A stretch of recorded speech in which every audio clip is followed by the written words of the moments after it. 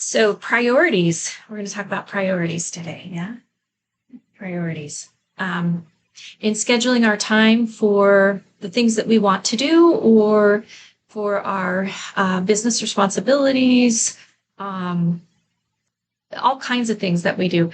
There are priorities, whether it's animals, children, school, spouses, parents that you're caring for, whatever it is, you have to establish your boundaries and your priorities in scheduling your time to build your business or in scheduling even just your time for your recreational activities.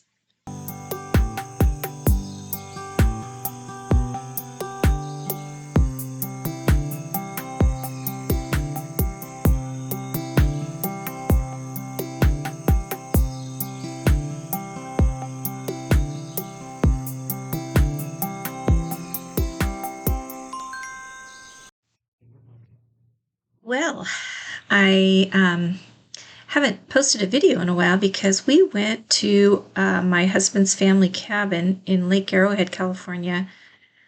We've been working on the cabin, but also we just needed an escape. So this is a cabin. It's 100 years old, almost 100 years old. It's been in his family since 1932. And it is a beautiful cabin sitting way up on the top of a ravine just above the lake, and it has a dock and lake rights. So my husband and I just bought a boat, and we're trying to get it ready to put on the lake. We would never be able to afford something like this, so it's such a blessing that he has inherited this through his family. He and his siblings share it, and we're trying to kind of restore it and just keep it for another 100 years, hopefully, for our children. Anyways, I just wanted to share where I've been. And this video, I'm going to talk a little bit about priorities, your own mental health, and making sure that as you continue with the Milan program, that you're keeping yourself in thought, that you're controlling your process in order to give yourself some time and some relaxation. So that's what we've been doing. And so we're going to talk about priorities for a bit.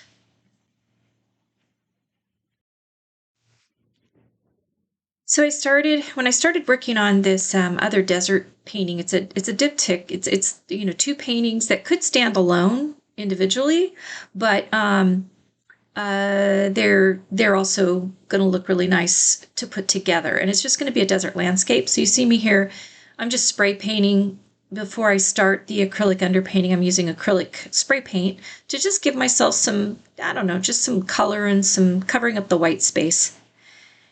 And then I started laying down all of the acrylic layer, just sort of designing where I want things to go and putting in my different undertones. So sometimes I work this way. Other times I will do, just a little bit of an acrylic wash, and then I just start right away with oil. Other times I might do the traditional way where I use an oil paint wash, and I just do the whole thing in oil paint. And sometimes I'll rub out, where you rub out the design from the paint extraction method. But I tend to really enjoy using this acrylic underpainting method. I just feel like it really helps to coat the canvas good, and that way the oil paint is gliding nicely right along the top of the paint. And I've actually started doing this in favor of gessoing. I just have to be careful not to build up too thick of a layer of acrylic paint, because I don't want to take a chance on it cracking or something underneath the oil paint. I don't know if that would happen, but I'm careful not to put too thick of an acrylic coat under there. It's really kind of thin washes, and the acrylic paint that I use, it's not real thick, heavy-bodied acrylic. It's more of a little bit of a thin acrylic, and so it works out pretty well. But while I'm doing this, I needed to take a break for a while because I wasn't feeling well. We had so many just things come about. Just, I don't know if we caught some kind of an illness, but we kept just feeling exhausted and just not good. I also was having some struggles with my blood sugar, so I was working with my doctor on getting that under control. And so I just didn't have the energy or the motivation to paint. So as soon as I finished this is when we decided to just kind of focus on the cabin and go up there. And we went up there for the 4th of July and then decided, you know what, we need to spend a little more time up here in the summer. And it's also been so hot in the desert that we just needed somewhat of a cool down, although it wasn't that much cooler up there, to be honest. So it was just a needed break. My husband also, he being a musician and a tile contractor, he works day and night, weekends. He just needed a change of scenery too. That's why I haven't posted a video this last week until now. It's been, I think, 8 or 9 days since I posted, and I try to post 2 a week. So I felt like I really needed to do something. But this desert landscape, I'm excited about it. I'm trying to expand a little bit, kind of go back to what I know, and landscape was something that I did a lot of in the past. So right now, while I'm in this little bit of a funk, I decided to just do this desert landscape, which would go along with some of the other paintings that I've been working on, like the large one that I did of the desert with the wildlife. And when I finish this one, I'll probably go back to doing some desert wildlife, smaller paintings, so that it all kind of comes together as a series in a way, or a collection. So I haven't heard back on the contest yet, but it's only the first day since the deadline, so I don't expect to hear anything until later this week, maybe.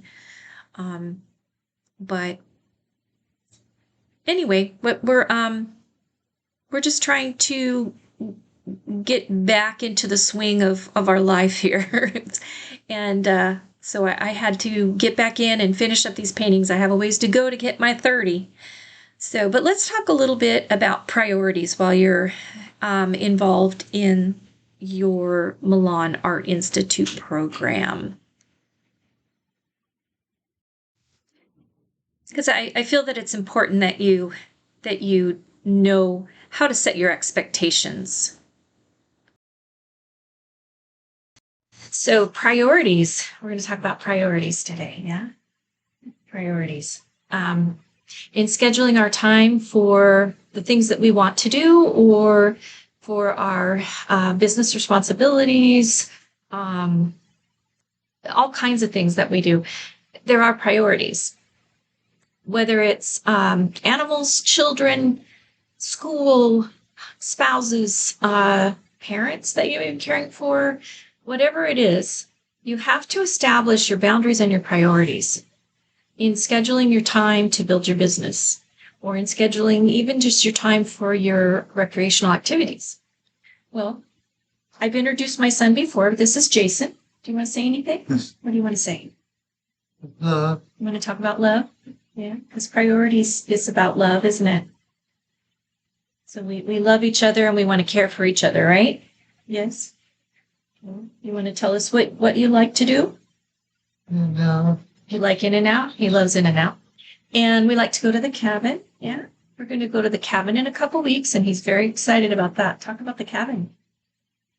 Where's the cabin? Back to the cabin. Yes. So Jason has severe autism, and he's 30 years old. He is pretty much my first priority.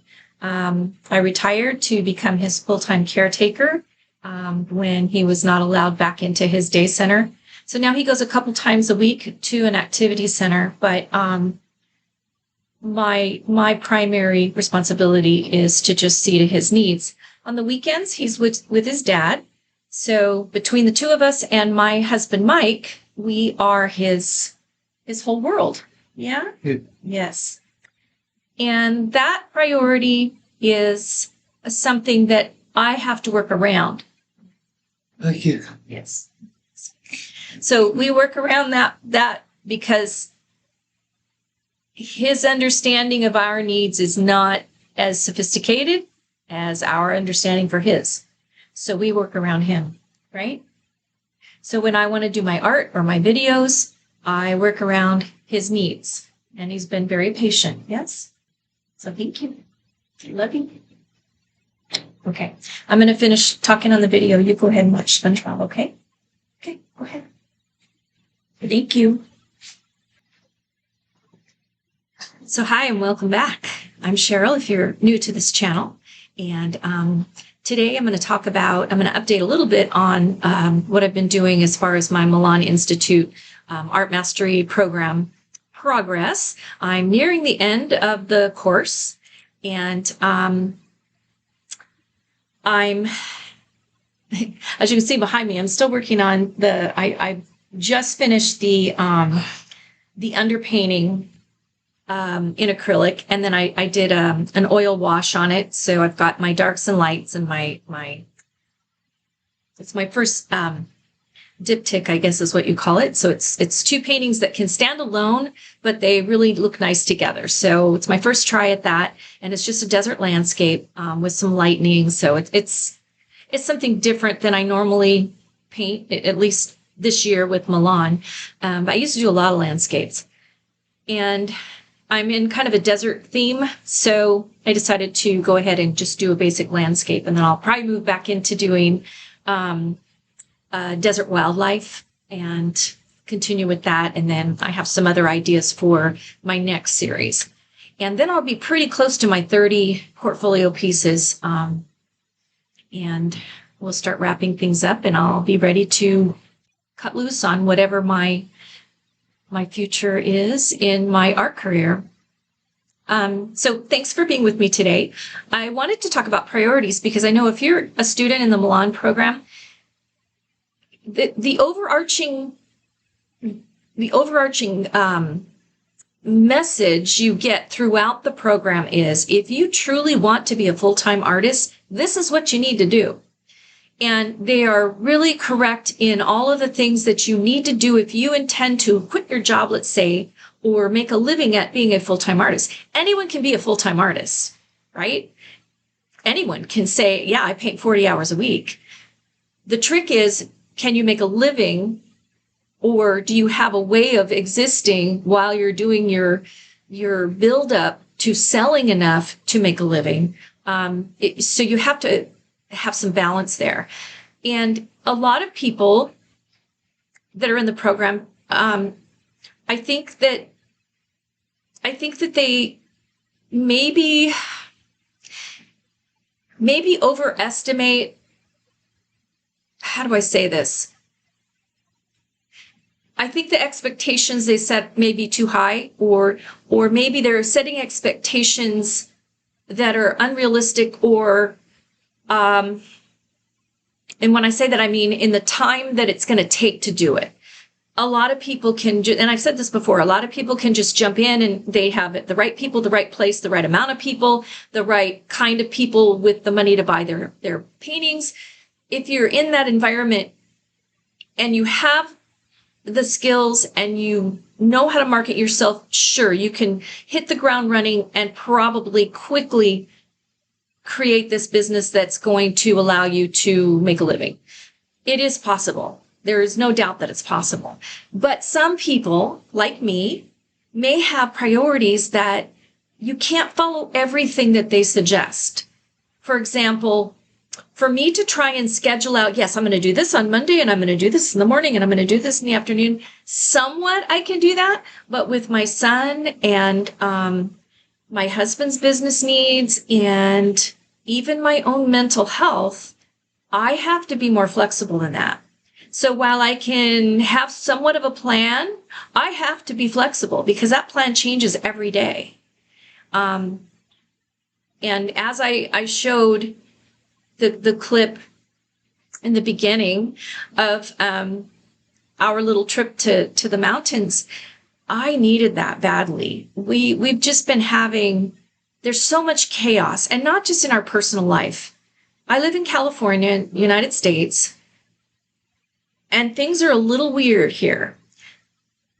I've gotten to where I try not to even watch the news. When I watch anything on my television, it's generally YouTube art videos or some kind of television series that takes us completely away from the reality that we're living in. However, my mental health is very important for a lot of reasons, which someday I'll go into detail about. But my husband and I just needed an escape. And so that's why I talked about the cabin that we have available. And I'll be talking a little bit more about that because I'll probably be doing some art projects for the cabin and probably doing some things at the cabin, art related. So we'll be kind of going on that adventure down the road. But I just wanted to remind you that you have to set your own priorities and you have to fit this around your lifestyle. Be sure not to feel pressured to fit it in a way that everyone else seems to be doing. I think the vast majority of us have all sorts of things we have to try to fit this into. My son, his needs, he is not independent. He can do some things for himself, but I have to do everything for him. He's very limited verbally, and really only family can understand what he's trying to ask for or understand the depth of understanding that he has. So it's a full-time job just taking care of him. But it's okay. I'm used to it. Obviously, he's my fourth child. I'm used to taking care of him in this way. He's been this way since 2 years old when he was diagnosed. So we're used to it, but I have to remind myself, don't set expectations that are going to be frustrating in the end to try to achieve. So just know that going in. And if you're in the same place as I am in the last month or so or two of the program, it's starting to feel like, okay, I'm coming to the end of this, but I don't know that I'm much further along. Skill-wise, of course, I'm further along. And I do understand what I need to do, but putting it into practice now, it gets a little bit frustrating, especially if you've already tried to sell paintings and no one's buying them, or your family, for the most part, they've already been helping all along, your friends and family. It's a matter of numbers, sales is a numbers game no matter what field you're in. You've got to, and Ellie talks about this. You have to, she talks about this in trying to submit to galleries, but I believe it's the same in trying to get even social media to the point where people are seeing your art and interested in your art. So depending on what avenue you go to try and sell your art, you've got to think of numbers. If you are not in front of enough faces, or if you do your 30 portfolio pieces and let's say you sell them all, that would be awesome, right? But let's say you sell them all and you've sold them all to people that already know you or have been following you. Well, are those people likely to buy another painting from you? And how many paintings are those people likely to buy from you? I mean, it's like, I have some relatives that my sister, my niece, and my daughter all went into personal fitness training. Now, they are excellent at what they do, and they're worth every penny to be paid, but they suddenly realized the amount of time they would have to personally be training every day with individuals one-on-one, they're barely going to make it. They're barely going to make a living doing that. So they realized that doing other things, maybe group training or working part-time for a fitness center, other things had to happen. It's kind of the same with the art. Until you get a point where you're either selling prints and other products all over the world and you don't even have to do anything. They're just automatically selling and you're just getting the money in your account. That is awesome. And so there's nothing wrong with that. because you still can do paintings. You can still try to submit to galleries. You can still have paintings available to people who are buying your prints and say, you know what, I think I want to stretch my dollars a little bit and have an original in my house from that artist. That'll happen. But if you just rely on your first 30 paintings and say, oh, wow, all I have to do is sell these 30 paintings and I'll have this much money. Okay, but then what? So think ahead about that. It's a matter of numbers. It's a matter of constantly looking at the next hill. What do I want to do next? What's the next hill? It's not okay, I finished the work and I'm done and I'm going to sit back and wait for the money. It's kind of like if any of you know anything about manifestation and the philosophy of dreaming and achieving and the law of attraction. If any of you understand that or know about it, it's basically that you are focused on a vision or a goal that you want, and you put the emotion of thought into that. You imagine how it feels to have that. You're already there. What does that feel like? What does that look like? It's kind of like that. You have to continue to imagine, okay, I've sold my 30 paintings. I've got another series of maybe 6. All right, I'm going to go ahead and post those. All right, but I need to think ahead about my next series. So it's never a finished product. You're always creating. If that's what you want, then this is the right path to me.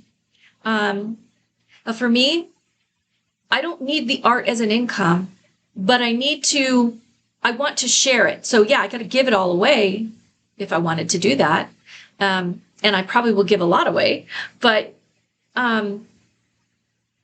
I would like to feel like I'm contributing to the needs of our family with all the time I'm investing in my art.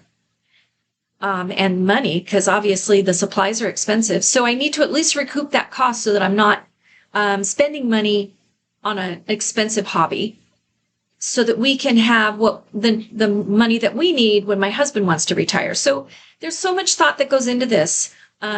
It's not a get rich quick scheme by any means. So just make sure that you are willing to put in the time and the effort.